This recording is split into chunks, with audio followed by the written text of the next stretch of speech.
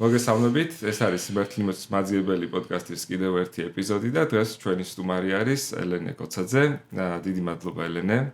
ჩვენ დიდი ხანია მეგობრობთ და ძალიან მიხარია, რომ მოგეთ ჩემი აზრით ძალიან საინტერესო საუბარი გვექნება ძალიან სამწუხაროდ მტკივნეულ საკითხზე. გასვიზამთ. მაგრამ მოგეთ იმედია რაღაცა პოზიტივსაც აღმოვაჩენთ. დღევანდელ საუბარს შევეცადოთ. შევეცადოთ. მადლობა პირველ რიგში აი ამ შესაძლებლობისთვის, იმიტომ რომ ვფიქრობ, რომ საინფორმაციო ველზე რაც მეტი ასეთი წერტილი გაჩნდება და მეტი საუბრის საშუალება გვექნება, რომ მივაწვინოთ ხალხის საზოგადოებას დაინტერესებულებსაც და მათთაც, ვისაც ჯერჯერობით ინტერესი არ აქვს, ძალიან მნიშვნელოვანია განსაკუთრებით დღეს ჩვენთვის. ხო, და მე რა ვიცი, ადრეც გვისაუბრეთ ჩვენ, რომ სულ მაქვს იმის განცდა, რომ რაღაცა არა საკმარისად საუბრობთ ყოველთვის ამ თემაზე და გონია რომ ბევრი საკითხი არის ევროინტეგრაციის და ზოგადად ვიზა ლიბერალიზაციის თუნდაც მნიშვნელობის და ჩვენი ქვეყნის გზის რაღაცა სადღეგრძელოდ იქცა. რა თქმა უნდა. ხო და აი ამ სადღეგრძელოს მიღმა რა არის, მოკლედ იქნებ მაგაზე. სამწუხაროდ რაღაცა მაქაც ჩაპოლარიზებული გახდა ჩვენი საზოგადოება, ანუ და თქვა კარგი, ანუ და თქვა ცუდი, კი არა ძალიან ცუდი, ანუ შუაში შინაარსი გამოგვჭა ყველას და აი მთავარი არის სწორედ ეს შინაარსი, იმიტომ რომ როდესაც ადამიანის ხარდაჭერა გინდა მოიპოვოს, მნიშვნელობა არ აქვს პატარა მასშტაბზეა თუ დიდ მასშტაბზე, მას შინაარსი უნდა მიაწოდო, თუ გინდა რომ ის იყოს ხანგრძლივი და გააზრებული. თუ ემოციური მხარდაჭერა გინდა, ის ისევე მოწყვლადია ცოტა ხანში, როგორც კი დამატებითი ფაქტორი სხვა აბსოლუტურად. ეს მოხდა ჩემი აზრით, აი ჯერ კიდევ პროცესში ვარ, ბოლომდე არ მომხდარა, მაგრამ ჯერ ამ პროცესში ვარ, იმიტომ რომ ხალხს არ ჰქონდა ის ინფორმაცია, რაზეც მან გაცნობიერებული მხარდაჭერა უნდა მიიღოს. კი ბატონო, მოკეთ შესავალი გამოგვივიდა ელენე. და მივყვეთ, მოდი გზადაგზა. პირველი თემა მოკეთ რაც არის, ჩემი აზრით, არის საერთოდ ევროკავშირს რა ინტერესი აქვს საქართველოში და მაგ კითხვას რატო ვსვამ და რატო ვიწყებ მაგით, რომ მე მოკეთ სულ ცოტა ის რაღაც მაღიზიანებს ხოლმე, რომ რაღაცა ჩვენი მეგობრები თითქოს სულ არის ის ამბავი, რომ რაღაცა მეგობრობის გამო რაღაცა ვალი აქვს ევროკავშირს ჩვენი და რაღაც ისე უყურებთ ხოლმე რა, რომ ეხა უფრო მეტს რატო არაკეთებენ, ნუ ჯერ მაგაზეც მაქვს ხოლმე ის, რომ რა ვიცი, ჩვენ თითოეული ადამიანი რას ვაკეთებთ, თუ ვაკეთებთ ჩვენი შესაძლებლობის მაქსიმუმს, როცა ჩვენ პირდაპირ გვეხება რაღაცეები და იქ ბრიუსელში რო ვიღაცა სამსახურში დადის, იმას რატო თხოვთ, რა ქვია, თავის თავს გადაახტეს, ხო? მაგრამ საერთოდ, ანუ რა ინტერესი აქვს ევროკავშირს, მართლა მეგობრობას დავანებოთ ცოტა ხანი, თავი პრაგმატულად რო ვილაპარაკოთ ამ საკითხზე, რატო არის საქართველოს საინტერესო ევროკავშირისთვის? ძალიან საინტერესო კითხვა, მოდი მე ჩემას ვიტყვი და აბა ვიპოვოთ რა არის საინტერესო. ეხლა ჩემი აზრით არა მარტო ევროკავშირი, ზოგადად საერთაშორისო ურთიერთობები და ეს პოლიტიკა არ არის რაღაცა ჰუმანიტარული აქტივობა, ხო? ჰუმანიტარული შეიძლება იყოს რაღაცა ინსტრუმენტი, მაგრამ მათ აქვს თავისი ინტერესი. არ შეიძლება რომ ინტერესის გარეშე საერთაშორისო ურთიერთობებში გრძელვადიური და სერიოზული ურთიერთობები და პარტნიორობა აეწყოს. ისევე როგორც ამერიკის შეერთებულ შტატებს, ასევე ევროკავშირს ჩემი აზრით და ევროკავშირს მეტად, იმიტომ რომ ჩვენ ერთ კონტინენტზე ვართ, ჭირდება რომ მის სამეზობლოში იყოს გაცილებით მეტი სტაბილური ქვეყანა, საიდანაც ნაკლები საფრთხე შევა, ნაკლები კრიმინალი შევა და საიდანაც რომელთანაც მას ექნება ნდობაზე დამყარებული პარტნიორობა. მე ვფიქრობ, აი ეს არის მთავარი, მეტი მეგობარი, მეტი სამართლიანი, კარგი ადამიანის უფლებებზე დამყარებული ურთიერთობა, ჩემნაირად მოაზროვნე და სწორედ აი ეს პერიოდი და ის პროგრამები, რომელსაც ევროკავშირი 10 წლების მანძილზე ახორციელებდა საქართველოში, ამას ემსახურებოდა, რომ აქ შექმნილიყო ის საზოგადოება, რომლის მიმღებლობა თავად ევროკავშირში იქნებოდა საკმაოდ მაღალი, იმიტომ რომ თუ ჩვენ სხვანაირად ვაზროვნებთ, სხვანაირი კულტურა გვაქვს, სხვანაირი ტრადიციები გვაქვს, ჩვენი მიმღებლობა იქნებოდა დაბალი. შესაბამისად, მათ არა მარტო ჩვენთან პარტნიორობა და მეგობრობა გაუჭირდებოდათ, უბრალოდ ურთიერთობაც გაუჭირდებოდათ. ევროკავშირის ინტერესია მის აღმოსავლეთ მხარეს, ჩემი აზრია ასეთი, ისევე როგორც ჩვენს მეზობლობაში, თუ ვირჩევთ ჩვენ მეზობლებს, ან ბინას ვყიდულობთ, ვეძებრო, უსაფრთხო სადაც არის ადგილი, იქ მივიდე, სადაც კარგი მეზობელი მყავს, იქ მივიდე, სადაც სანდო მეზობელი მყავს, იქ მივიდე, სადაც კეთილდღეობა ვისაც შეუძლია რაღაცა დოვლათი აქვს, მასთან მივიდე, მასთან ვიმეგობრო. მე ხომ არ ვეძებ ტერორის, არ ვეძებ, საიდანაც საფრთხე შემოდის. იგივე აბსოლუტურად დიდ მასშტაბზე. ჩემი აზრით, მისი პირველი ინტერესი არის ეს, რომ მის აღმოსავლეთ საზღვარზე იყოს სანდო, კარგი, განვითარებული გადასარევი იქნება, მაგრამ ამ ეტაპზე საქართველოსთან მიმართებაში უნდა ვთქვათ, განვითარებადი პარტნიორი. სწორედ ამას ემსახურებოდა ევროკავშირის ინტერესი ჯერ კიდევ 92 წლიდან, როდესაც საერთოდ არ იცოდნენ საქართველოს, მისი კულტურა, მისი ტრადიციები და ჩვენ საბჭოთა კავშირის ერთ-ერთი ყოფილი რესპუბლიკა ვიყავით, სადაც იყო ქაოსი, ომი, უბედურება და აი ამ პროცესიდან დავიწყეთ. და თან ის საზოგადოება, კეთილდღეობაზე დგას, ხო? მისი ძირი არის ეგრო რაღაცა ეკონომიკური, სოციალური კეთილდღეობა, როცა რუსეთი მაგას ასე ვთქვათ, ეხლა რომ არ მინდა რაღაცა დაპირისპირება გავაკეთოთ, იმიტომ რომ მე მგონი არ არის საჭირო, მაგრამ ის იმას soft power-ს ასე ვეძახით, ბუნებრივადაც არ აქვს. იმას აქვს მარტო soft power-ს რითი უნდა მოგხიბლოს. რასაკვირველია. თან მოდის ძალით. თან ახლა მისი ინტერესი დესტაბილიზაცია, რომ ღურია წყალში რაღაცა იპოვოს. ის რასაკვირველია და კიდევ ჩაიბას, რაც შეიძლება მეტად თავისი არალეგალური, ვთქვათ, არასამართლებრივი სავაჭრო ურთიერთობებითაც მას შორის. ეხლა ჩვენთვის რატო არის მიმზიდველი ევროკავშირი? იმიტომ რომ ევროკავშირი ეხლა ჩვენ ვამბობთ, რომ 500 მილიონზე მეტი მოქალაქეა, ანუ სოფლიოში არის ალბათ სამეულში, ყველაზე დიდი ბაზრის და მისი მსყიდველ უნარიანობა არის პირველი, ხო? რატომ იქნებოდა ჩვენთვის მომგებიანი? იმიტომ წარმოიდგინე, ამ ხელა ბაზარში შესვლა, ამ ხელა კეთილდღეობის ნაწილი რომ ხდები, შენს მოქალაქესაც ისახება ის. აქ მარტო მონეტარული ასახვა არ არის, აქ არის მის სოციალურ გარემოზე ასახვა, ხო? ის რასაც ვიძახით, რომ კარგი ინფრასტრუქტურა გვინდა, კარგი კომუნიკაცია გვინდა, კარგი წყალი გვინდა და ასე შემდეგ. ეს ყველაფერი არის სწორედ ის, რითიც სარგებლობს ევროკავშირის მოქალაქე და მათთვის ეს პრობლემა არ არის, ეს არის მათი ჩვეულებრივი ცხოვრების წესი. აი ეს არის მე ვფიქრობ ძალიან საინტერესო და მიმზიდველიც. კი ბატონო, მოდი ახლა კიდე რაღაც თემები მინდა რომ ჩავშალოთ ამის ირგვლივ რა, რომ ეს კეთილდღეობაც მაინც რაღაც აბსტრაქტულ ამბად არ დარჩეს და ერთი გასაგები არის, რომ ძალიან ბუნებრივი არის, მოკლედ რომ რაც უფრო გაფართოვდება მეზობლების წრე, რომლებიც კეთილდღეობაზე დგას და არა კორუფციაზე და კრიმინალზე, ევროპისთვის მით უფრო უსაფრთხოდ იგრძნობენ თავს და მართალია პატარა ბაზარი ვართ, მაგრამ ვაჭრობის შესაძლებლობად მაინც უფრო მეტი არის და ნორმალური ურთიერთობები. აბსოლუტურად. ამ გეოპოლიტიკურ რაღაცას რო ხშირად ვახსენებთ ხოლმე რა. რომელიც ახლა იმდენად ქაოტურია, რომ ვერც ვიტყვით სად რა ლაგდება. სად რა კი ბატონო. მაგრამ ჩვენი თვითონ სადაც ვართ ტერიტორიულად, რაც ჩვენთვის ერთი მხრივ არის პრობლემაც, ასევე მოკეთ ინტერესის სფერო მაგიტომაც ვართ ალბათ ერთი ეგეც არის, რომ თუნდაც რუსეთის გავლენის შემცირების რაღაცა ინტერესი ალბათ აქვს. ხო, და მარტო საკამფლიან რეგიონული კუთხით რომ განვიხილოთ ევროკავშირს და იგივე ამერიკასაც ხო, რომ რავითი სომხეთი, აზერბაიჯანი, მოლდოვა, უკრაინა და საქართველოც მოკეთ ეგ ინტერესიც ალბათ არის, რომ კეთილდღეობის სფერო გაიზარდოს, მაგრამ რუსეთის გავლენა მოკეთ ევროკავშირს უფრო შორს კონტესტს ასე ვთქვათ. რასაკვირველია ხა გეოპოლიტიკურად ჩვენს მდებარეობას ვერავინ ვერ შეცვლის და ეს არ გვაქვს რაც გვაქვს. ეს როგორც თქვი შეიძლება იყოს დადებითი, შეიძლება იყოს ნეგატიურიც რაღაცა კონტექსტში ჩვენი მდებარეობა, მაგრამ სავარაუდოდ ამან მოგცა ჩვენი საშუალება, რომ ესეთი მცირერიცხოვანი ერი ამდენი საუკუნეების განმავლობაში, ისე რომ ენა არ დავკარგეთ, სარწმუნოება არ დავკარგეთ, მოვედით დღეს, იმიტომ რომ რაღაც მომენტში სულ მოჭიმული ხარ. აი სულ მოჭიმული ხარ, რომ შენ არ დაკარგო, სულ აი ამ დიდი მოთამაშეების დაპირისპირებაში ხარ, ეგ შეიძლება პოზიტიურადაც ამ კუთხით განვიხილოთ, რომ აი შეიძლება რომ ხარ დაძაბული და ფორმაში რომ ხარ რაღაცა არ გაგექცეს და სადღაც რაღაცა არ დაკარგო, აი ხარ მოჭიმული. შეიძლება ამ კუთხით განვიხილოთ, შემოვიტანოთ ამაში. პოზიტივი, თუმცა რა თქმა უნდა, რთულ გარემოში ვართ. როცა დაიწყო ევროკავშირმა და ამერიკის შეერთებულმა შტატებმა ჩვენთან თანამშრომლობა 92 წელს ეს დამოუკიდებლობის მოპოვების შემდეგ ძალიან საინტერესო არის რის საფუძველზე დაიწყო თუნდაც ამერიკის შეერთებულმა შტატებმა, იმიტომ რომ ამერიკის შეერთებული შტატების და ევროკავშირის პოლიტიკა მაშინ იყო ძალიან თანხვედრაში. როდესაც მაგრამ ამერიკის შეერთებული შტატები იყო პრინციპში წამყვანი. ამერიკას რომ ჩვენთან არ დაეფიქსირებინა მისი დიდი ინტერესი, სავარაუდოდ ევროკავშირის ინტერესით შეიძლება უფრო ნელა განვითარებულიყო.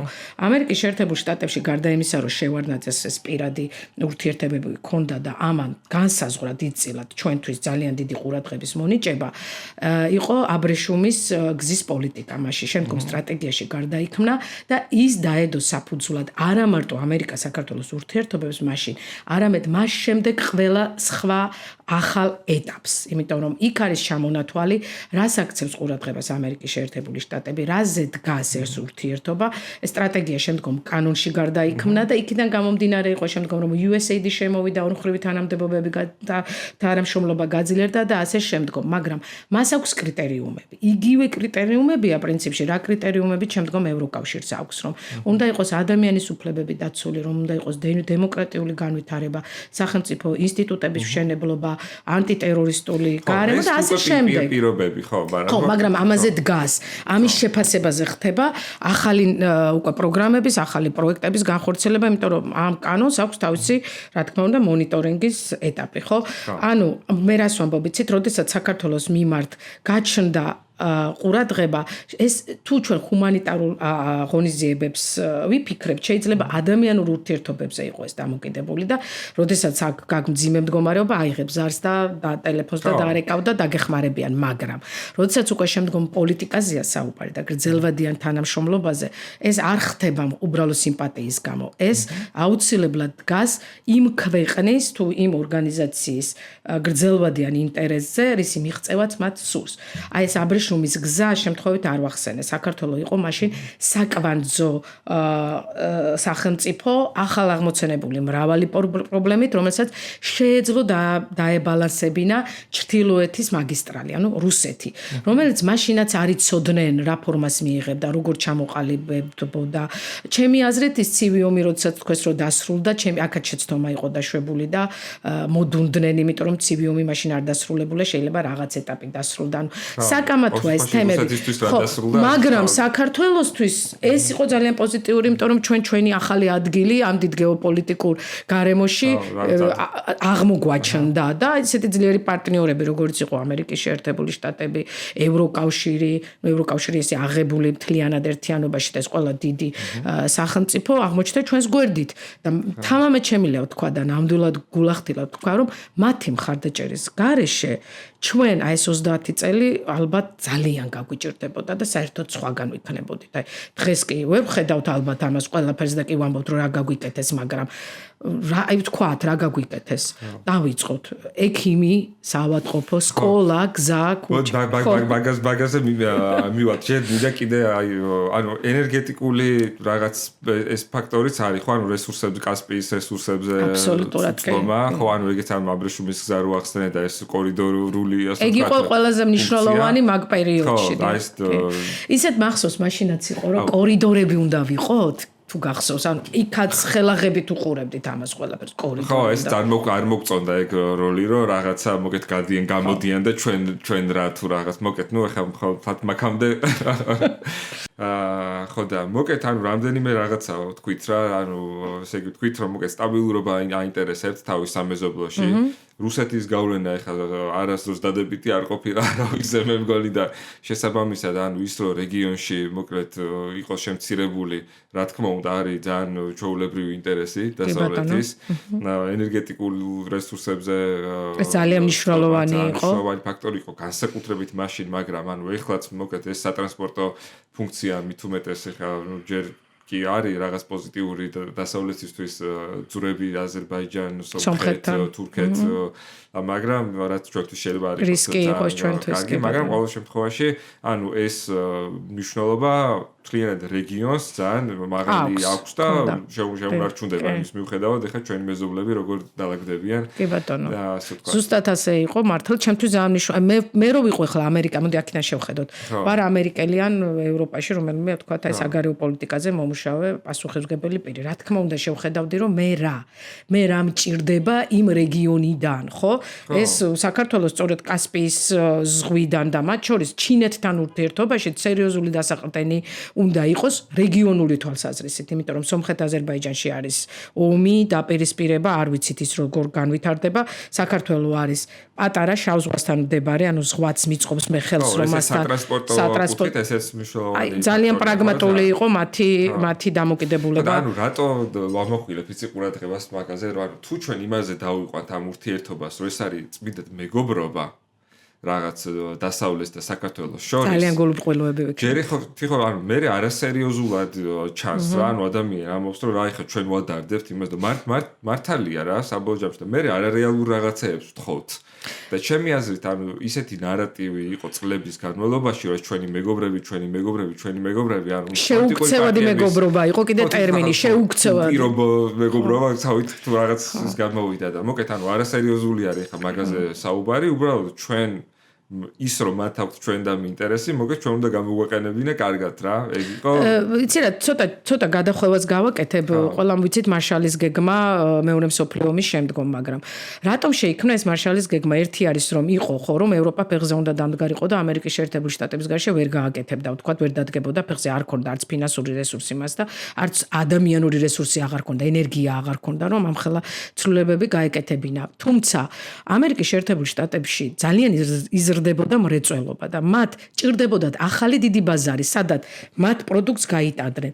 იქაც პრაგმატული იყო ერთ-ერთი ასპექტი, რომ ჭირდება მე დიდი ბაზარი და ევროკავშირი არის ევროპა არის ჩემთვის ძალიან დიდი ბაზარი და მოდი დავეხმარო ავაწყო იქ ურთიერთობები, ფეხზე დავაყენო და ის შემდგომ ჩემი ბაზარი იქნება, მე გამამდიდრებს ისე.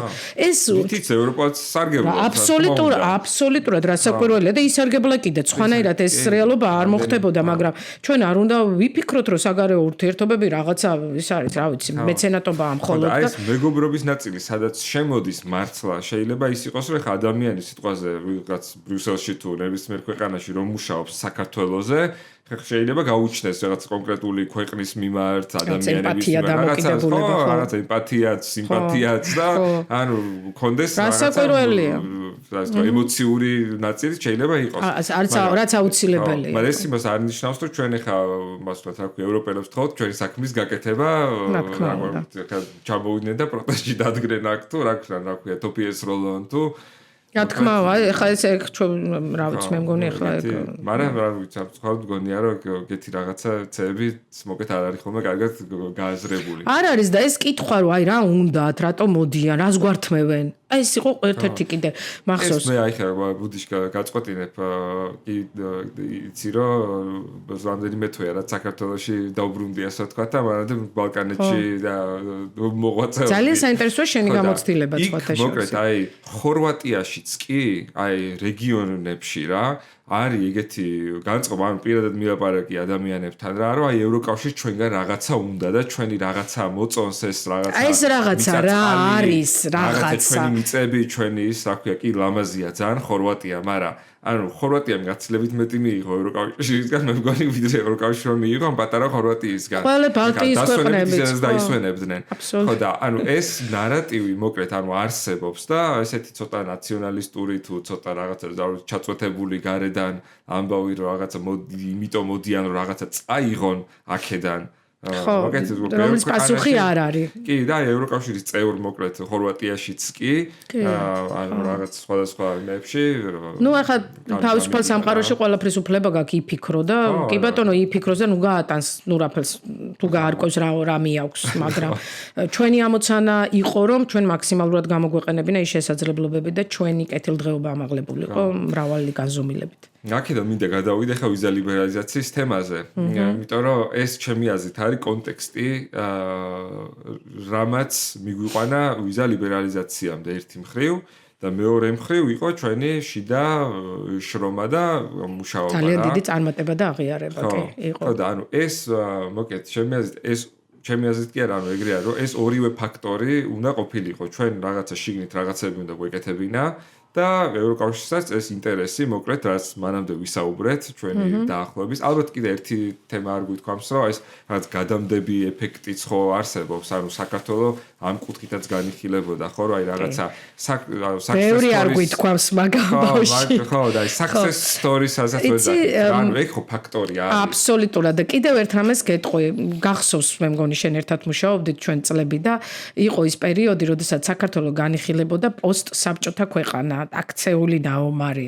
შემდგომ იყო პერიოდი, რომ ნუ სამხრეთ კავკასიის ქვეყანა იყო და მე ძალიან დიდი ძალისხმევა დაგვჭირდა, რომ აღმოსავლეთ ევროპის ქვეყნად და შავი ზღვის ქვეყნად, ხო, აი ეგ იყო ძალიან დიდი გარღვევა, იმიტომ რომ ერთი არ იქ რო ხო, რომ და სულ ვიყავით, რომ აბა როგორ გვახსენეს სამხრეთ კავკასიის. ამას ჩვენ იმიტომ კი არ ვაკეთებდით, რომ კავკასია არ გვინდოდა ან სამხრეთ კავკასიელად თავს არ ვცნობდით. აქ იყო საუბარი იდენტობას რასთან აკეთებ. შენ კულტურულ ემოციურ კავშირს რასთან აკეთებ და როგორც იქნა ვიწოდებოდეთ ყველგან აღმოსავლეთ ევროპის ქვეყანა და ეს თითქოს არაფერი, მაგრამ ჩვენც დავიჯერეთ, რომ ანუ პოსტსაბჭოთა დაქცეული ქვეყანა კი არ ვიყავით, აღმოსავლეთ ევროპა ვიყავით. იცი რა არის? მე ეხლაც მჯერა ეხლაც, რომ ჩვენი მენტალიტეტით და ისტორიული კოდით ჩვენ აღმოსავლეთ ევროპის ქვეყანა ვართ, იმიტომ რომ ჩვენი ისტორიის მანძილზე რაც კარგად ვიცოდით და ეხლა არ ვიცი როგორ ვიცით, სულ როდესაც ქონდა ქვეყანას ამოსუნთქვის საშუალება, განათლება იქნებოდა ეს კულტურული თუ სავაჭრო ურთიერთობები მიდიოდა დასავლეთით. ეს ზღვაც განაპირობებდა ამას. ჩვენ რო ზღვა არ ქონოდა, შეიძლება სხვანაირად განვითარებულიყო, მაგრამ ჩვენი ეს კულტურული ემოციური კოდი არის ყოველთვის ევროპასთან დაკავშირებული, იმიტომ რომ ამას აჩვენებს ისტორია და გინდა განათლების კუთხით აიღო და სხვა კუთხით აიღო, საქართველოს მოიაზრებდა თავს იმ სოფხედველობის ნაწილად, რომელიც იყო ქრისტიანულ ღირებულებებზე დაფუძნებული და იყო ევროპასთან მჭიდრო კავშირში. ეს ევროპული ღირებულებები რა არის? რაღაცა ის ხო არ არის? ეს არის კაცთმოყვარეობა, ერთმანეთის სიყვარული, არ ვიცი, პატივისცემა, ადამიანის უფლებების პატივისცემა, ბევრი შეგვიძლია ამაზეც ვისაუბროთ კი. ეს იყო ერთი ფაქტორი ძალიან მნიშვნელოვანი, რომ ჩვენ აღმოსავლეთ ევროპის ქვეყნად საფწუხაროდ ეს ყველაფერი რაღაცა უკან რო გადაახო, რევერსს რო გავუკეთებ, ისე მიდის უკან, რომ თითქოს არა გამომარჯოს კავკასიას, რა თქმა უნდა, ჩვენც მისი ნაწილი ვართ, მაგრამ ხო, სულ სხვა რაღაცაზე იყო აქ საუბარი. აქ კიდევ ერთი თემა არის, რატომ საქართველოს? მე ვფიქრობ, რომ თვითონ კავკასიის რეგიონი იყო დასავლეთისთვის ძალიან მნიშვნელოვანი და საინტერესო, მაგრამ საქართველოში იყო იმ პერიოდში ყველაზე ხელსაყრელი სიტუაცია, რომ ჩვენთან დაწყებულიყო ესეთი მჭიდრო ურთიერთობა. ეს ისევ და ისევ პირადი ურთიერთობებით შევარდნაძე განაპირობებდა, შემდგომ ალბათ უფრო ადვილი იყო ჩვენთან საუბარი, არ ვიცი ახლა ეს, მაგრამ საქართველოს იყო ღერძი ამ ურთიერთობების. დღეს ჩემი აზრით კავკასიაში ერთი ცენტრის ყოლა მაინც იმედის მომცემია მთელი რეგიონისთვის. აი სომხეთში და აზერბაიჯანში თუ რაცაც ახლა ჩვენ ვხედავთ ნელ-ნელა, მაგრამ ვითარდება სტრატეგიული ურთიერთობები. ეს ჩვენთვისაც მომგებიანი იქნება, იმიტომ რომ ადრე თუ გვიან მაინც ერთი რეგიონია. აქ კიდევ ერთ დავამატებ, შენც დადიოდი ევროკავშირში, ნატოში და ჩვენ დავდიოდით და იქ იყო სულ რომ აი საქართველოს თუ იქნება წარმატებული, სომხეთი და აზერბაიჯანი გვეუბნებოდა ეს ჩვენც მაშინ ავტომატურად ვიქნებდა თქვენ რომ წინ წახვალთ, მაშინ ავიწევთ ჩვენ ხელს და ხო მოიმედებოდით.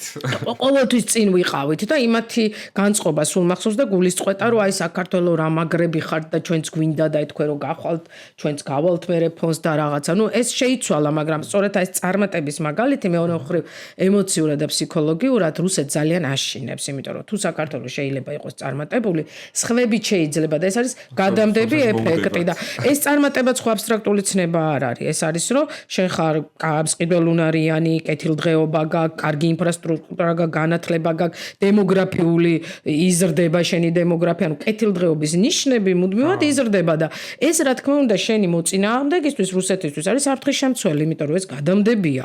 რაც უფრო წყულებები აჩვენებდა სხვათა შორის ამას თუ გახსოვს, რომ რაც უფრო მყიდველუნარიანობა იყო მაღალი, რაც ეკონომიკური ზრდა როდესაც ქონდა მაღალი, ჩვენი ევროპული ინტეგრაციისადმი საზოგადოების მხარდაჭერა იყო მაღალი.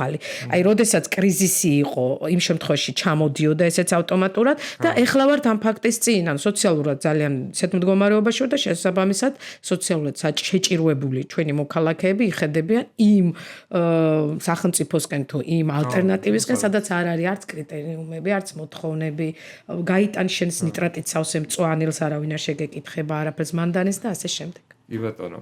მოდი ეხლა ცოტა ვიზა ლიბერალიზაციაზე ვისაუბროთ.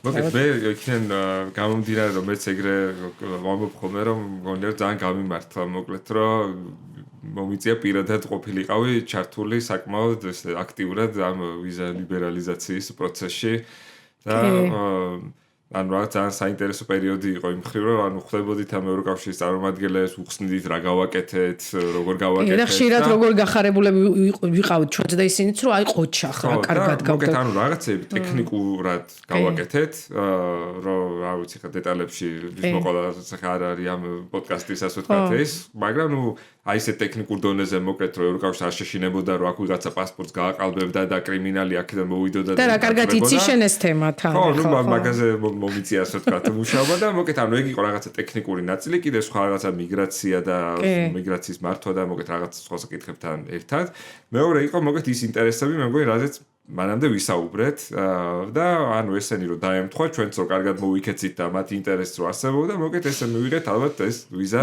ლიბერალიზაცია ეხლა ვდგევართ ეგეთი იმის წინაშე რომ ეს ინტერესი დასავლეთის მხრიდან არ გამქრალა იმიტომ რომ ისევ საინტერესო ქვეყანა ვართ და ის პირობები ძირითადად არსებობს იქით ამ მხარეს, მაგრამ ჩვენ რას ვაკეთებთ ახლა ამ დროს და ეს ტექნიკურ დონეზე ახლა რაღაცები მაინც ნორმალურად არის რა, მოკლედ იმ კუთხით რა დოკუმენტების უსაფრთხოების კუთხით თქვათ და რაღაც ანუ ამ კუთხით რაც იყო რაც გაკეთდა, მოკლედ ახლა ის არ დაქცეულა.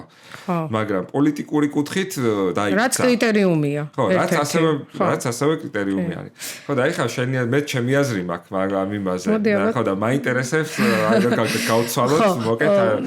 მოდი, ჯერ ესე ვიტყვი, რომ ამაზე ხშირად გვაქვს ხოლმე ლაპარაკი, რომ აი რამდენი რამე გავაკეთეთ ევროკავშირთან და მაინც არ მიგვიღეს და არ გვამოკლეთ, მაგრამ ნუ მოდი ესე ვთქვათ, ევროკავშირი არის პოლიტიკურ-ეკონომიკური გაერთიანება. ეს არ არის მხოლოდ ეკონომიკური გაერთიანება, რომელიც ჩვენს ეკონომიკურ ციფრებს, ნიშნებს, ეკონომიკის ზრდას და ასე შემდეგ რაღაც რეიტინგებს, აქცევს ყურადღებას და ამით გაფასებს. ეს ასევე არის პოლიტიკური ორგანიზაცია და დიდწილად პოლიტიკური ორგანიზაცია და პოლიტიკური გადაწყვეტილების მიღება არის ძალიან მნიშვნელოვანი იქ. ეს შესავლისთვის ვამბობ და ამას დაუბრუნდები ბოლოს, რატომაც ვამბობ, რომ ხალხი ამდენი ეკონომიკური წარმატება ევროკავშირის წევრ ქვეყნებს არ აქვს და ესეც манипуляცია, იმიტომ რომ ევროკავშირის წევრს ვერ ექნება ამხელა ეკონომიკური ზრდა, იმიტომ რომ ის უკვე წევრია. ის უკვე გაიზარდა, გაზრდილია და შენ იზრდები. ხა პატარა ბავშვი რო იზრდება წელიწადში 10 სანტიმეტრით, მე ხო არ გავიზრდები ახლა 10 სანტიმეტრით. ანუ აბსოლუტურად იგივე არის, ხო? ანუ ესეთი თემა არის. ნუ ამას მოუბრუნდები მე, მაგრამ კიდევ ერთი თემა, რაზეც ძალიან გული მტკივა ხოლმე, რომ ამბობენ, რომ თურმე ვიზა ლიბერალიზაცია დავიწყეთ 2012 წლის შემდეგ. მე არაფერი საწინააღმდეგო მაქვს ჩვენ ისტორიის ასე დაყოფასთან, ნუ მაგ იდეაში, მაგრამ ნუ ზოგადად ახლა ამ წუთას ამაზე არ ვსაუბრობთ, მაგრამ არ დაწყებულა 2012 წლიდან. მანამდე ძალიან ბევრი. ხო და ხალხმაც უნდა ის ვიცოდით და დაგვავიწყდა, არ ვიცი როგორ მოხდა ეს ამბავი, მაგრამ 2009 წელი იყო, ანუ მანამდე ქონდა არ ვლაპარაკობ პროგრამებზე. ჩემთვისაც ამ ხო, ჩემთვისაც კი არა 9 წელი იყო რეალურად გადამტეხი. 9 წელი იყო გადამტეხი. მაგ კონტექსტში თორე სხვა რეფორმები მანამდეც მოხდა რა თქმა უნდა. კი ბატონო. 9-დან იყო აი ეს. კი, 9-დან იყო ზუსტად მანამდე ხო იყო ეს თქვათ სამეზობლო პოლიტიკა, აღმოსავლეთის პარტნიორობა და ასე შემდეგ. 2009-ში დავიწყეთ ჩავებით პარტნიორობა მობილურობისთვის პროგრამაში. ეს იყო ის ინსტიტუციური საფუძველი, რაზეც დადგა შემდგომ უვიზო რეჟიმი, აი უვიზო მიმოსვლა. აი 2009 წლიდან დავიწყეთ და შემდგომ იყო საგზაო რუკების კეთება, ყოველწლიური ანგარიშების კეთება და ეხლა ეს რას ნიშნავდა? ეს არ იყო მხოლოდ დოკუმენტი, აქ იყო კრიტერიუმები და არ ვიტყვი მე ხარ განვიხილავ ახლა ეს პოდკასტის თემა არ არის, მაგრამ როდესაც შენ გესაუბრებიან უვიზო რეჟიმზე, ეს არ არის რომ რა კარგები ხართ და დემოკრატები ხართ, დემოკრატიული კარგად გაქვს და მოდი აღარ გვინდა ვიზა. არა, ეს ასე არ იყო. იქ იყო რეადმისიის თემა და რეადმისია არის, იცი შენ რომ თქვათ ევროკავშირის წევრ ქვეყნებში არალეგალურად ყოფი შენი მოქალაქეების მიმღებლობა უნდა ქონოდა მაღალი და ამხრივ ნაბიჯები გადაგედგა. პასპორტი აღნიშნე, პასპორტში ბიომეტრიული მონაცემებით უნდა ყოფილიყო ადამიანის მიკვლევადობა გარანტირებული, იყო მიგრაციის დაკლება, იმიტომ რომ ერთ-ერთი კრიტერიუმი არა მარტო ევროკავშირთან, ამერიკის შეერთებულ შტატებთანაც, რო ვიძახით უვიზო მაინც მოგცენო, უნდა იყოს ვიზაზე უარის თქმა შენს მოქალაქეებზე, უნდა იყოს 15%-დან ნაკლები. და ჩვენთან არის, ნუ ეხა არ ვიცი. ხო, აი იცი რა, სხვათა შორის ეს ძალიან აი ეს არის, ანუ რო ჩამოვა ქვევი და 15 ქვევი ზოგ შემთხვევაში 10 არის, აი უკვე შეგიძლია შენ ისაუბრო, რომ ჩემი მოქალაქეებს უარს არ ეუბნები და ბარემ მიეცი და უვიზოდ იარო შეუშვი, ხო, იმიტომ რომ იმ 10%-ზე შეგიძლია საზღვარზეც გააკეთო კონტროლი და იქ უთხრა უარი. აი ეს კრიტერიუმები იყო ჩადებული და ტენდენცია იყო ძალიან კეთილსაიმედო, რომ ჩვენგან მიგრანტთა რიცხვი რაოდენობა იკლებდა, არა ლეგალური დასაქმება იკლებდა, უარის თქმა მოქალაქეებისთვის იკლებდა და ესე ნაბიჯ ჩვენ მივედით იქამდე. ერთ წელიწადში ეგეთი რამეები და არც 5 წელიწადში არ ხდება. არა, რასაკვირველია. 10+ წლის რასაკვირველი. კიდევ იყო ერთი ძალიან საინტერესო კომპონენტი 2011 წელს თავად ევროკავშირის მოქალაქეებს, ქვეყნების მოქალაქეებს მიეცათ უფლება უვიზო შემოსულიყვნენ საქართველოში. ესეც ერთ-ერთი ეტაპი იყო.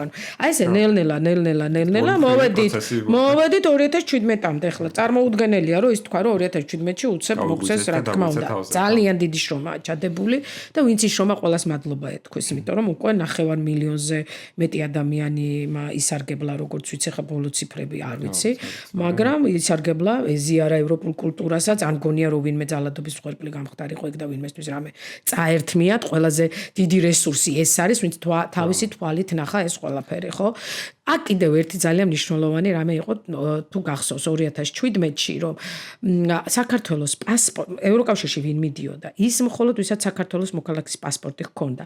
ეს იყო ერთ-ერთი მნიშვნელოვანი ასპექტი ოკუპირებულ ტერიტორიაზე მცხოვრები ჩვენი მოქალაქეებისათვის. ამაზე არავინ არ საუბრობს, მაგრამ ამას ჰქონდა ძალიან დიდი დატვირთვა, იმიტომ რომ აფხაზეთის ტერიტორიაზე დაბადებული მოქალაქე საერთაშორისო სამართლით არის საქართველოს მოქალაქე. ის არ არის არც რუსეთის, არც აფხაზეთის მოქალაქე. ამიტომ ის იძულებული იყო, რომ თუ უნდოდა ევროპაში წასვლა, ევროკავშირში, უნდა აეღო საქართველოს მოქალაქის პასპორტი. ამას ძალიან მნიშვნელოვანი დატვირთვა ჰქონდა და სამწუხაროდ ამ მიმართულებით ვერ განვითარდა, თუმცა თავიდან ჩვენ 2017-ში ამაზე ბევრი საუბარი გვქონდა და ძალიან მნიშვნელოვანი იყო ეს ნაბიჯი. ნუ ყველას მადლობას ვეუბნები ცალსახად, მე ახლა ვიც პოზიტიური როლი შეასრულა. ვიც შეასრულა პოზიტიური როლი, მაგრამ აღმოჩნდა, რომ ისევე ადვილად შეიძლება ეს ადვილად არ რთულად, მაგრამ შეიძლება დავკარგოთ, როგორც აი ეს რთულად მივიღეთ, ხო, ეტაპ. ძალიან საინტერესო არის სხვათა შორის ნიშნები. რა ნიშნები გვაქვს დღეს საითმიდის, ერთი არის ის განცხადებები, რასაც ვთქვათ, კომისია აკეთებს და პარლამენტი აკეთებს და ასე შემდეგ, ევროპარლამენტი და ევროკომისიას გულისხმობ. მეორე არის რეალური ციფრები.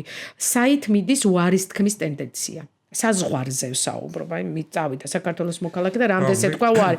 ეს უნდა იყოს ამის ციფრები. ზოგადად იქნება ხოლმე. ხო, ნუ ამას არ გვეუბნებიან, მაგრამ ეს იქნება მნიშვნელოვანი კომპონენტი, მაგას შეხედავენ და აუცილებლად იტყვიან, თუ დღის წესრიგში მართლა დადგება უვიზო რეჟიმის შეჩერება. აქ არ არის ლაპარაკი შეწყვეტაზე, აქ საუბარია ისევ შეჩერებაზე, რომ ისევ დროს გაძლევენ, რომ გამოასწორო და ასე შემდგომ. და ერთ-ერთი კრიტერიუმი, რასაც უყურებენ, არის პოლიტიკური მიმღებლობა ყველაფრის და თანამშრომლობის გაგრძელების სურვილი და ეს თუ არ გამოჩნდა ჩვენ ვერანაირი რეფორმა ვერ გვიშველის, ვერანაირი პასპორტის სანდოობა ვერ გვიშველის, იმიტომ რომ თუ შენ არ გინდა რომ იყო იმ საზოგადოების ნაწილი, შენ არავინ შეგეხვეწება და კალთებს არ დაგახევს და ეს ბუნებრივია. ამიტომ ჩემთვის ძალიან მნიშვნელოვანია რომ აი ეს ციფრი, ვთქვათ, რამდენს ეუბნებიან უარს საზღვარზე, ან გაიზარდა თუ არა საქართველოსდან მიგრანტთა რიცხვი, იმიტომ რომ ჩვენ ამას აუცილებლად დაგვიდებენ წინ, როდესაც შეფასების ეტაპი დადგება და ეს ძალიან საინტერესო იქნება ჩემთვის. ეხლა დაიწყო ცოტაშორის სომხეთთან. ხო და ევროკავშირი ბევრს არაფერს დააკარგავს და არც ბიზნესი, ევროპული ბიზნესი ისევე თავისუფლად და თამამად გახსნის სომხეთში იაფიან ავია ტურისტულ საშუალებებს და როგორც აქ ჩვენთან ვიზიარი გაიხსნა და თავს რო ვიწონებ ძალიან მარტივად იმიტომ რომ თუ უვიზო აღარ გექნება ეს კომპანია ამ კომპანიებს აქ სამუშაო არ ექნება უვიზო რომ არის იმიტომ დადის ხალხი რასაკვირველია და სომხეთში თუ იქნება დასაყრდენი მაინც იქნება და ცენტრი გექნება ხო მოდი ხა ამ კუთხით რო შევხედოთ ანუ ეს მე მოკეთ ეგრე უყურებ ხოლმე ამ ვიზა ლიბერალიზაციის ამბავს რომ ხო არის დისკუსია რომ ზოგი ამბობენ ყოველ შემთხვევაში მე არ ვიცი რომ პირადად რომ გულშემატკივრობდეს ვიზალიბერალიზაციის შეჩერებას, იმიტომ რომ ფიქრობენ რომ შეიძლება უკეთესი ქნას ამან რაღაც არ ვიცი პროტესტი გააძლიეროს თუ მუხტი თუ ისა რა. ცოტა ვირთხილებდი მაგ საკითხზე არ ვიცი. მე მაინც და მაინც არ განვეკუთვნები მაგის მხარდამჭერ ადამიანებს და მე ანუ ჩემი პროგნოზი ასე ვთქვათ ეგეთი არის რომ აი მართლა ბოლო წერტილი არის ჩემთვის, ანუ ვიზალიბერალიზაცია მგონია რომ მაშინ შეჩერდება, როცა საბოლოოდ ჩაიქნევ, ნუ აი გრძელვადიანად ჩაიქნევს ევროკავშირი საქართველოზე ხელს და არა, არ დაგეთანხმები. ან გამოიყენებს იმისთვის, რომ აბა კიდევ ერთხელ მოსინჯოთ და იქნებ რაღაც, იმიტომ რომ ეს იქნება რეალურად გადადგმული ნაბიჯი და არა რეზოლუციებით მხოლოდ გადადგმული ნაბიჯი. მე ვფიქრობ, რომ ეს ბერკეტი იქნება მათთვის. მე იცი რა უყურებ ეხა რეალურად აქ რაღაც ბრძოლა მიდის რა. და არ არის აი რომ ამბობთ ხოლმე რომ აი რაღაც საქართველო ბელორუსი არ გახდება გადავაგიდეთ ამ ბელორუსს ანუ დღეს ეხა კანონებით და სიტუაციით რო აიღო მოკლედ მანდ ვართ მე მგონი რა უფრო სწრაფად მივიღეთ ეს შედეგი ოღონდ ვიდრე ბელორუსმა ერთადერთი განსხვავება აი რაც ბელორუსს თუ არ ვიცი უზბეკეთს თუ აზერბაიჯანს თუ მოკლედ არ ვიცი ესეთ ავტორიტარულ და ავტოკრატულ ქვეყნებისგან განგვასხვავებს მე მგონი არის რომ აქ საბოლოოდ არ გადაწყვეტილა ეგ ამბავი. ეგ კანონები და რაღაცები კი არსებობს, მაგრამ ბრძოლა მიდის და იქ მოკლედ ბრძოლა აღარ მიდის საზოგადოება, ცხოვრობს ისე როგორც ცხოვრობს და ანუ რა ვიცი, პროგნოზირებადი ცვლილება იქ არსად არ არის რა. და აქ მოკლედ ეგ პროცესი მიდის. სანამ ეგ პროცესი მიდის, მე ეგეთი ის მაქვს, რა ქვია, განცდა, რომ მანამდე ჩვენ ვიზა ლიბერალიზაციას საფრთხე არ ემუქრება და აი როცა თუ გაფორმდა და ანუ de facto რა, de jure გაფორმებული ვარ, მაგრამ თუ de facto-ც გაფორმდა, ანუ რა ვიცი, რუსთაველის პროტესტი შეწყდა, რა ვიცი, პოლიტიკური პარტიები რაღაც ასე თუ ისე შეეგუნნენ. რისკი არის ახლა რაღაცა რისკი. არა, ყველაფრის რისკი არის. მე იმას კი არ ვამბობ, ეს არ მოხდება, მაგრამ მე მგონია რომ მანდ გადის მოკლედ მაგის ზღვარი რა. თორე იმათ მხარესაც ხო, ანუ რეალურად ძალიან დიდი ასე ბიუროკრატია არის, რომ ეხა კიდე თავიდან ვიზები არის რასაკვირველია. ანუ ეგეც კიდე გრძელვადიანი ამბავი არის, ხო? არა, არის რასაკვირველია და აქაც შეჩერებაზეა, ეტაპობრივ შეჩერებაზეა საუბარი. არა, ევრიკურით არა, მაგრამ ყველთლიანად ინსტრუმენტს არ შეაჩერებენ, ანუ რაღაცა იმას დაიჭერენ რა, რომ რაღაც ეტაპებად ყველას არ შეეხება ალბათ, მაგრამ რა თუნდა მაგას ხმეხა რომ დაიწყება და თუ ინსტრუმენტი აამოქმედეს, ეტაპობრივად მიხვალ იქამდე 6 თვეში იქნება თუ 8 თვეში, 6 თვეში არ მგონია რომ ჩვენ ხელისუფლება იმხელა რისკებზე წავიდა და იმხელა ამბავზე წავიდა ვთქვათ ქართული ოცნების მთავრობა რომ 20-22-მდე გადადეს მოლაპარაკებები და რომელ მოლაპარაკებები გადადეს და მაშინ რის პროგრესზე იმობენ ევროკავშირის მიმართულებით ვერ ხვდები ან საერთოდ ვერ ხვდები იმიტომ რომ საერთოდ ინფორმაცია არც გვაქვს რაც გვაქვს და რასაც ვხედავთ არის ის რომ ევროკავშირი არ გელაპარაკება იმიტომ რომ შენ არ ასრულებ და არ მიყვები აღებულ ვალდებულებებზეც აღარ არის საუბარი არის პოლიტიკაზე შენს მომავალზეა საუბარი რა საკეთებს საით აბრუნებ ქვეყანას ამაზეა საუბარი თორე უკვე იმაზე კი აღარ არის საუბარი რომელი რეფორმა განახორციელეს სასამართლოს რეფორმას რას უშვები საარჩევნო ადმინისტრაციას ამაზე აღარ არის ლაპარაკი საუბარი აქ უფრო თამასა ზევით არის აწეული და ამათ უნდათ რომ ქვევით დაიციოს და აი რეფორმებზე პუნქტობრივად გაყვეს და პუნქტობრივად არ გაყვება იმიტომ რომ პრობლემა ზევით არის პოლიტიკურია პრობლემა არ არის ადმინისტრაციული პრობლემა ანუ აქ მიდის აი ამის თამაში რა თქმა უნდა მიდის ევროკავშირს ჩვენზე რა თქმა უნდა ვარი ნათქვამი არ აქვს და არ მგონია რომ თუნდაც ინტერესია შესუსტებული უბრალოდ ისინიც არიან მოლოდინის რეჟიმში რომ სანამდე წავაიეს რა მოხდება იმიტომ რომ სადღაც ეს ხო უნდა გატყდეს სადღაც და შიგნით გასარკვევი არის ეს თემა ეგეც ხო რა თქმა უნდა ხა ის ვერ იზამს ჩვენ ახლა დავსხდეთ და ნახოთ რაღაცა და კრაფია როგორ დაალაგდება ვარსკვლავები და იმის მიხედვით მოკლედ რაღაცა ჩვენი ბედიც გადაწყდება. კი ბატონო, არა. იქიდან პირიქით აქეთ უყურებენ. იცი რა, როგორ წარმოგიდგენია ლევან შენ, გიმუშავია საჯარო მოხელეც იყავი და გიმუშავია, ვთქვათ, დაბალ პოზიციაზე ვთქვათ და მაღალ პოზიციაზეც და გიმუშავია, ხო? ეხლა ჩვენ არ ვართ ეხლა იქიდან მოსულები რაღაცა, მაგრამ აი როგორ წარმოგიდგენია, აი ეს პატარა ქვეყანა მართლა მაინტერესებს უბრალოდ პატარა ქვეყანა აი ესეთი გეოპოლიტიკური მდებარეობით ბოიკოტის რეჟიმში ამერიკას დავიდავანებოთ ევროკავშირთან ბოიკოტის რეჟიმში განვითარდეს. აი როგორ წარმოგიდგენია? არის განვითარება საერთოდ ხო, აი ვერ ხვდები. მოკლევადიანი, კაი, შეიძლება რაღაცა მოვიდეს არაბი ინვესტორი და არ ვარ ეხლა ეს კაც მოძულე და კი შეიძლება ჩემი, აი მოვიდა. გრძელვადიანში როგორ ვითარდება? საშუალოვადიანში როგორ ვითარდება? თაობებთან გვაქვს ჩვენ აქ საუბარი. ერთი თაობა 10 წელი სკოლას რო ამთავრებს, იმ ბავშვს რა განათლებას აძლევს? რას ეუბნება? 30 წელი ჩვენ იმაზე ვიმუშავეთ, რომ ევროპული რაღაც ცოდნა შემოვიდეს სკოლებში, კარგად გავიგოთ რა არის მართლა ეს ევროპული აზროვნება, მსოფლმხედველობა, ამ ევროპის ისტორია კარგად, თავისი კარგით, ცუდით, ყველა ინტერესები კარგად. ამაზე ვმუშაობდით, ვერ მივიღეთ ის შედეგი მართალია, მაგრამ ამის გაქრობა სად მიგვიყვას? რანაირი საზოგადოება გინდა მაშინ შენ? აი ძალიან მაინტერესებს ეს კითხვა ხშირად მაქვს, რომ აი რა იდეოლოგიაზე დგას სახნ, საერთოდ გვაქვს იდეოლოგია? და მე მგონი ეგ არის პრობლემა, რომ იდეოლოგია კი არ გვაქვს, ანუ დავსდევთ რაღაცა დღეს და ხვალაც არა, ანუ დღევანდელ ამბავს რა, იქ მოკეთ უკრაინის ომი გამოგვადგა, ასე ვთქვათ, ეკონომიკური ბუსტისთვის, რაღაც მომენტში, ეხლა იქნება რაღაცა და ტურიზმის ბუსტისთვის მათ შორის, რა თქმა უნდა, ეკონომიკის ნაწილი და მე ხარ რაღაც იქნება არაბებმა ერთი-ორი დღე იმათ გადაგვატანინონ მე კიდე არ ვიცი რაღაცა ჩინური რაღაცა ინვესტიცია იქნება ხო და ეგ არის რა ნუ გრძელვადიანი ხედვა არ არის და არ არის ხედვა კი არ არის საერთოდ როგორ ხდება სახელმწიფოს შენება გაქვს რაღაცა გრანდ სტრატეჯი რასაც ქვია რომ სახელმწიფოს იდეა არის ესეთი რომ მე ესეთი სახელმწიფო უნდა მქონდეს 20 წელიწადში აი 20-50-ში აი ესეთი უნდა იყოს საქართველოს ხო ეს ხედვა ხო უნდა იყოს მე ჩამოდიხარ ქვევით საშუალო ვადაზე რაღაცა ამაზე ხალხი გჭირდება არა გაგდა როგორ აკეთებ დანარჩენ ყველაფერს მაგას რომ ევროკავშირს რო არ ელაპარაკები ყველაზე სანდო ყველაზე ძლიერ პარტნიორს კონტინენტზე თემასთან რო გადმოვიდეთ ისევ ანუ ეგ ვერასდროს ვერ მოხდა რა რომ კი ვითომ რაღაც თავს ვიმშვიდობთ ხოლმე ამ კვლევებით რომ აი რაღაც 80%-ზე მეტი და 70%-ზე მეტი და მოკეთ ევროკავშირსაც ძალიან კარგი არის ალბათ იქიდან იმიტომ რომ ხალხის განწყობას ხო კი დაბალია ყოველთვის დაბალი იყო დაბალი იყო და ნუ უკრაინაში პრობლემები იყო ჩვენთან იყო აი ესე ყოველთვის ეს ევრობარომეტრის ბოლო მონაცემებით 72% უჭერს მხარს ისევ საინტერესო რა არის იცი რომ ეგ არის მოკლედ თავის დამშვიდების საფუძველი ანუ რას ნიშნავს ეს მხარდაჭერა და რამდენად გააზრებულია ეს მხარდაჭერა იმიტომ რომ ნახე ეს კვლევებიც რომ და ქართული ოცნების წარმომადგენლებსაც უთქვამთ, რომ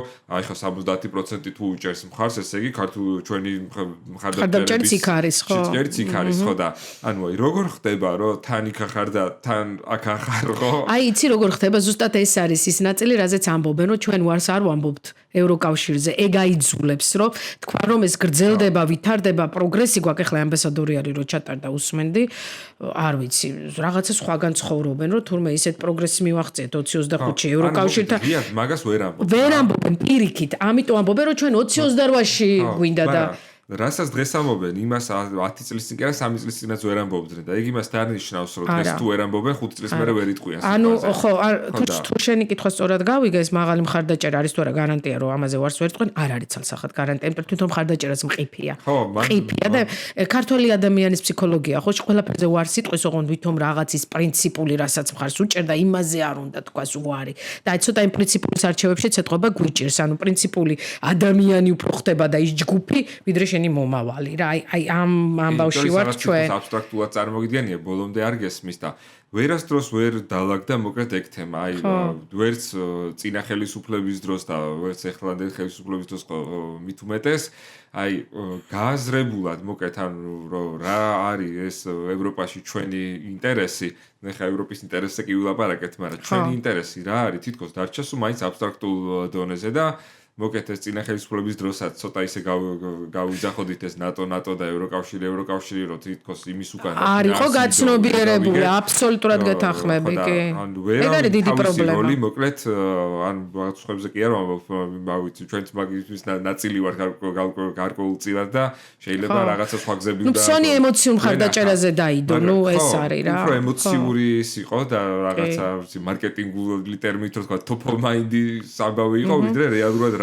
რას იცი რატო რეალურად რო გეტყვიან რომ აი შენ აი აქ გექნება სკოლა აი რო დაგანახებენ უნდა დაინახო თვალით ადამიანმა ის კეთილდღეობა რასაც ჩვენ ევროკავშირს უკავშირებთ და რასაც ჩვენ ვხედავ და მე რომ მიხვდები რომ ამას გაართმევენ ალბათ უფრო დაიცავ ამ ღირებულებას როგორც ჩანს აი რაღაცა ეს ნაწილი რომელიც უფრო აქტიური არის ხა პროტესტში არის ის რაოდენობა იმ ადამიანების რომლებიც ნათლად ხედავენ კიდე არა იცი მე მგონი მე მაინც ვფიქრობ რომ ვინც არც ასე აქტიურად არ არის პროტესტში ისინიც ხედავენ ასეთ ციფრი საკმაოდ დიდი არის მე ესე ვფიქრობ რა იმიტომ რომ აი როდესაც არის დიდი აქცია ის ხალხი სწორედ მაგღირებულებებისთვის გამოდის და მაგისთვის გამოდის რა არც ისე ცოტა არის მე არ გულისხმობ მარტო რუსთაველს ხო ნუ გასაგებია მაშინ ერთნაირად ვფიქრობ კი ამას გულისხმობ ეს არის ადამიანების ის წრე რომელიც ამას ხედავს კი ეს ნამდვილად არის ხო სასწორზე თუ კიდე რა არ ვიცი შენც ეს განცდა გაქვს თუ არა მაგრამ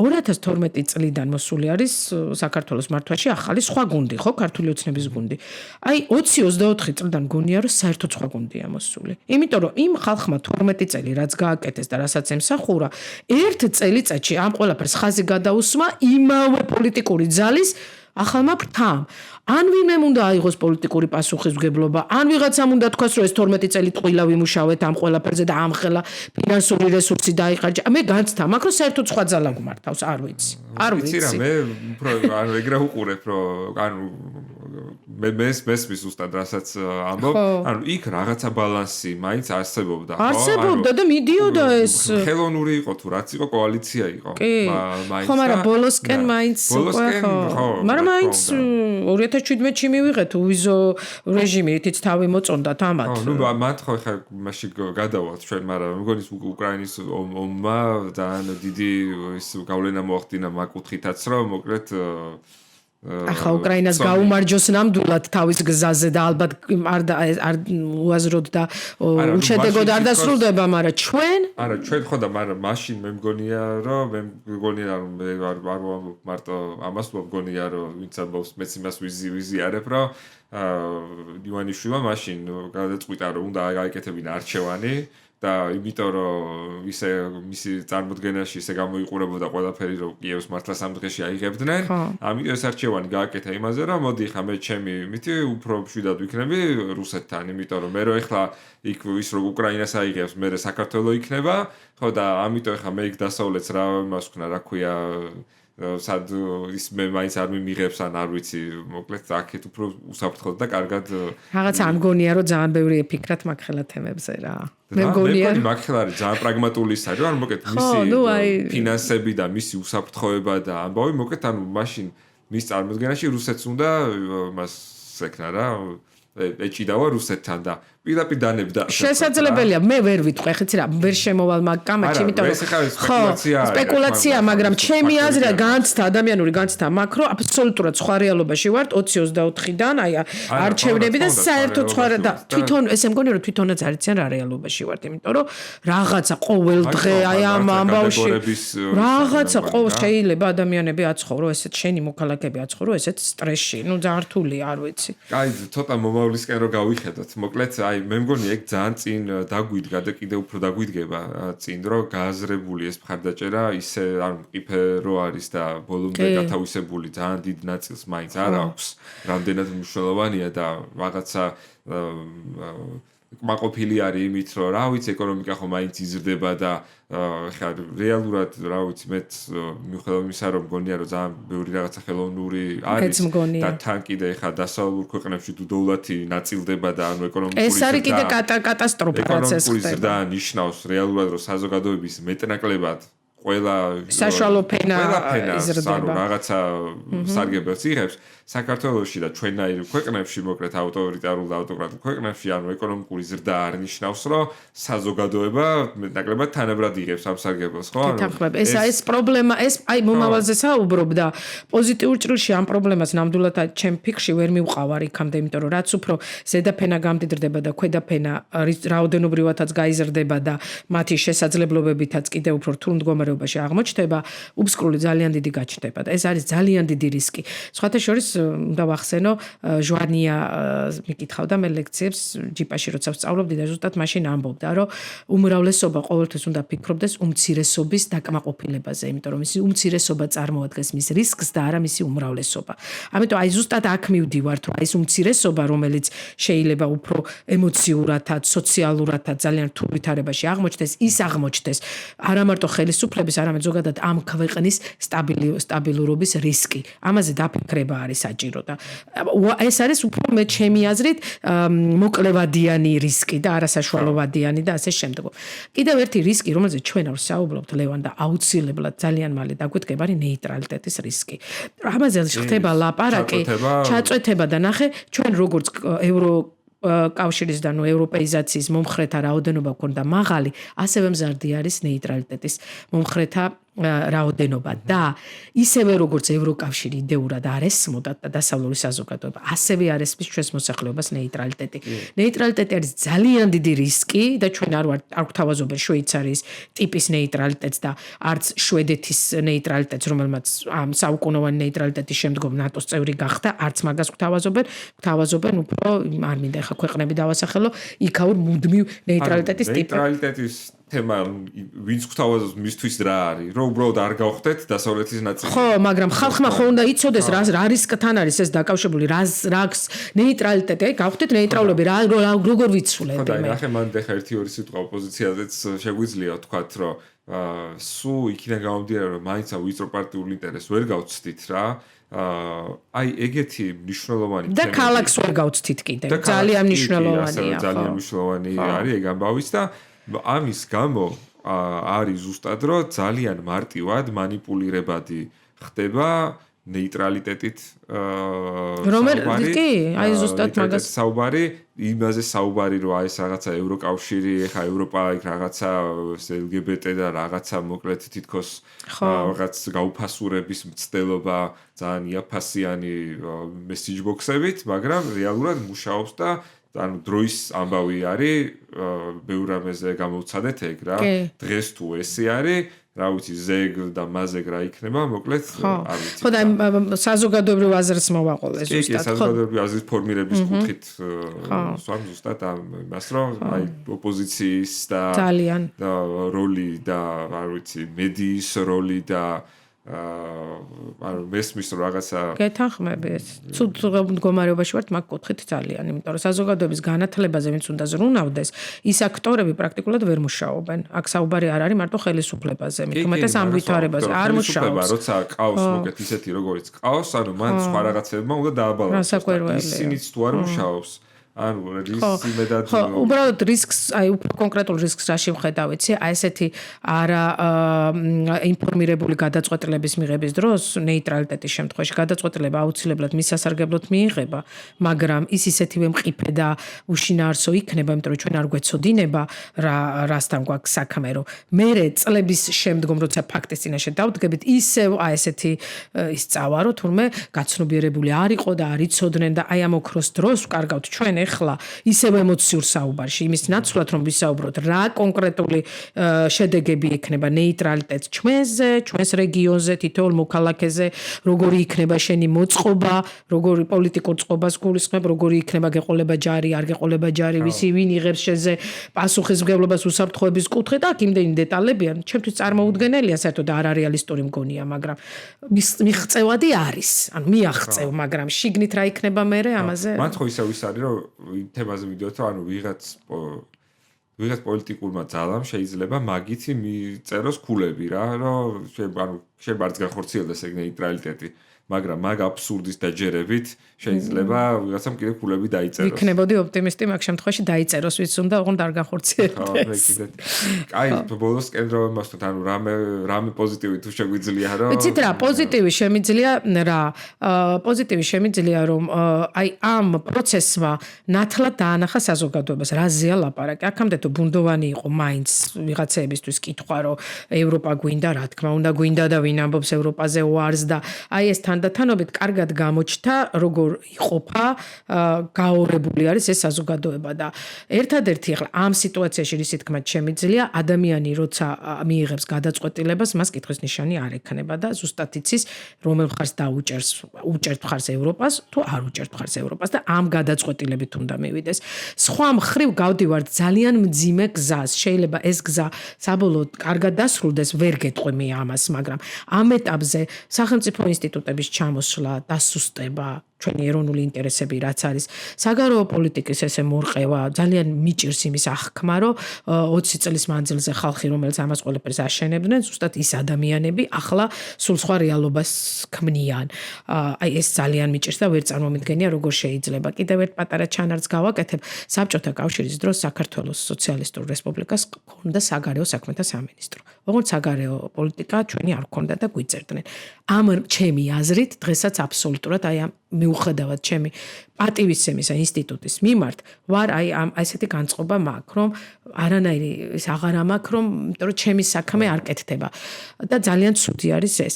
აი არ ვიცი ხა როგორღაც მინდა ოპტიმიზმისკენ წავიყვანო, მაგრამ ისევ ხალხი თუ მისცემს ამის საშუალებას, არ ვიცი, ხელისუფლებას, მთავრობას თუ რაღაცა ძალას, ამის საშუალებას ძალიან გაგვიჭირდება უახლოესი 30 წელიწადის შემდგომ და ხალხშია ძალა, ჩემი აზრით ხალხი წყვეტს და აი ეს არის ჩემი და მომავალი თაობა. აი ეს თაობა, რომელიც ძალიან მეიმედება მართლა. რაღაცა ღონისძიებებს ვაკეთებდით და იცი რა ფიქრი მქონდა რომ აი ვის დააინტერესებს ახლა, იმიტომ რომ არის მუდმივად რომ ნიჰილიზმია. თქვენ არიცით რამხელა ინტერესი გამოიჩინა ჯიპაში გავხსენით ზურაჟვანია სახელობის ევროპული დარბაზი და ბავშვები წერილებს წერენ რომ კიდე გავაკეთოთ, მოდი გავაკეთოთ, ეს გავაკეთოთ. ანუ რა ეს ახალგაზრდა თაობა ასე მგონია რომ მაინც თავისუფლებაში დაბადებული და გაზრდილი თაობაა და ამას ადვილად არ დათმობს. აი ესა. ხო, ნუ მან თავარია ისეთი როცა ისინი იქნებიან მოკეთ იმხელა, რომ გადაწყვეტილების მიღების არიან პრინციპში ახლა 18 წელზე მეტის არიან უკვე. რაოდენობრივად არ ვიცი ძალავენ თუ არა, უბრალოდ რომ ერი ბერდება, ესეც ვიცით. ხო, მიდარ მოკეთ 5 წელიწადში თუ ხა მასში მოუწიათ ყოფნა, რა ქვია, არ მინდა გადავაგდეთ ამ ბელორუსთან იმას, რა ქვია, რას ვერ ჩით, მაგრამ მოკეთ თუ ისეთ ქვეყანაში მოუწიათ ყოფნა, სადაც მათთვის არაფრის საშუალება არ იქნება, მოკეთ ან არ იქნებიან და ან იქნებიან, რა ვიცი. ხო, მაგრამ დიდხანს ხო არ ძლებს მოჭიმული საზოგადოება მაინც დღეს გლობალურ სამყაროში თან იმას უყურებ ხოლმე რა მოგეთ თუ რაღაცები პოზიტიურად შეიცვალა მგონია რომ ეხა ის ეტაპი არის რის მერეც მართლა შეიძლება რომ შეუქცევადი გახდეს რა იმიტომ რომ როცა თქვა არ ვიცი აი სოციალური ეს არის წამყვანი და რაღაცა აი რევოლუცია თუნდაც ხდება რაღაცა ცვლილება ხდება მაგ დროს ანუ სოციალური ფონიდან გამომდინარე მომხდარი არ არის ხოლმე სტაბილური და გრძელვადიანი და ამბავი რა ეხა იგივე რა ვიცი ჩვენაირ საზოგადოებაში განსაკუთრებით ანუ ეს ეხა არ არის სოციალური მიდან აბსოლუტურად არ არის და ეს რეალურად არის ღირებულებითი და სხვადასხვა მოკეთ მაგრამ მაინც იცით ღირებულებითი და რაღაც ეგეთი ბრძოლა მოკლედ თუ ამ საზოგადოებამ იცი რა საითაც გადაიხრება დიდხანს გაგრძელდება ის ვითარება რა აი საითაც წავა ხო თუ მოკეთ ეს აქეთ რა ქვია დასავლეთთან უფრო დავახლოვდით მოგეთ მე მგონია რომ საკმაოდ და მე მგონი უფრო გააზრებულად წაიყვანს ახალგაზრდა თაობა ამას ყველაფერს მაგის თქვა ვიდა ანუ მათ ექნებათ ის წინა პირობები რომ მე უკვე წაიღონ და ბოლომდე ჩაბეტონონ თუ რომ ჩააწევენ და კიდე იცი რა არის პრობლემა დღევანდელი საქართველოში და ეს მართლა პოლიტიკური კლასის პრობლემა არის ოპოზიციას გულისხმობ ამ შემთხვევაში აი რეგიონებში რაიონებში საერთოდ არ მიდის მუშაობა ხალხთან მუშაობა მესმის რომ ეხლა ძალიან რთულ ვითარებაში ვარ ძალიან რთულად ვართ მაგრამ რაღაც პატარ-პატარა კერები რო გაჩნდეს აი საერთოდ არ მიდის და ძალიან რთული მდგომარეობა არის საპირისპირო თან რესურსი ბიუროკრატიული რესურსი მთლიანად მათია არ ვიცი აი ეს არის რაღაცა რთული მოდელი ეხლა რაზეც ჩვენ უნდა ვიფიქროთ როგორ შეიძლება საზოგადოებას მიაწოდო ინფორმაცია მე არ ვიძახი რომ გავლენის ქვეშ მოაქციო ეს აბსოლუტურად არ არის მიზანი მიაწოდო ინფორმაცია რა ხდება როგორ ხდება და გაცნობიერებულად მართლა მას კონდეს ის შეგრძნება რას კარგავს არ ვიცი ეს ბიულეტენების სახით იქნება იმიტომ რომ სკოლაში ვერ შეხვალ იქ ვერ შეხვალ ვერ რაღაცის სახით ხო უნდა იყოს ეხლა თუ აღარსად აღარ არის მხარდაჭერა თბილისის გარდა ნუ მაშინ უფრო ცოტა რთულად არის საქმე და ამასაც უნდა გაუწორო თვალი მაგრამ მუშაობა ხო საჭიროა რა ხო არის ეს ყველაფერი გასაკეთებელი ერთ-ერთი თავარი ამბავი ვის გარეშეც რთული იქნება გადარჩენა. მაგრამ ევსურვებ ძალიან დიდ წარმატებას სომხეთს და აზერბაიჯანს ამ გზაზე, იმიტომ რომ ჩვენთვის ახლა ჩვენთან თუნდაც სუდად განვითარდეს სიტუაცია. პირიქით იყო და ეხა იქნება პირიქით გადმოგვედოს. იქნება პირიქით მე რაღაცა წერტილი რო გვექნება აქვე ხა კავკასიას მაინც ვერ დაშლიან და ერთია ეს სამხრეთ კავკასია და ძალაუნებურად მოხდება შემდგომ რაღაცები. აი დიდ წარმატებას უსურვებ. ინტერესი ყველგან სუსტდება ჩვენს გარდა მე მგონი. ხო, ну, ესეც ალბათ დროებითია და უნდა გავიაროთ ეს გზა. კი ბატონო, კარგი, ძალიან დიდი მადლობა, ელენე, როგორც ყოველთვის სასიამოვნოა შენთან საუბარი. ჩემთვისაც ძალიან საინტერესო იყო. გისურვებ ამ ქვეყანასაც უსურვებ და მოგეთ იმედია რომ შემდეგ შეხვედრაზე უფრო ესეთი რა ქვია ოპტიმიზმის მეტი სალაპარაკო გვექნება კიდე. დიდი მადლობა ლევან და წარმატებას გისურვებ შენს ამ წამოწყებასაც და იმ საქმეს რასაც ემსახურებ. გაბადროებით.